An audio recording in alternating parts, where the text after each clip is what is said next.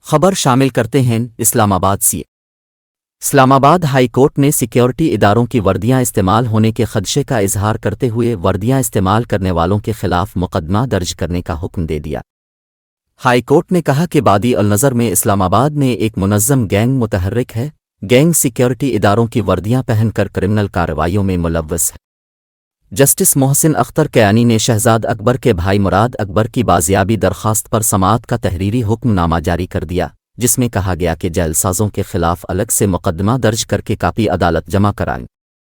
حکم نامے میں کہا گیا کہ عدالت کو بتایا گیا مراد اکبر کے لاپتہ ہونے کی FIR درج کر لی گئی۔ وزارت دفاع، وزارت داخلہ اور DIG آپریشن نے بتایا رینجرز، CTD، پولیس نے مراد اکبر کو نہیں اٹھایا۔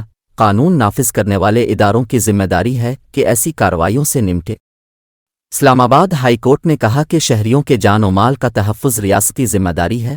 سیکریٹری داخلہ، DG رینجرز، IG اسلام آباد ذاتی حیثیت میں پیر کو پیش ہوں۔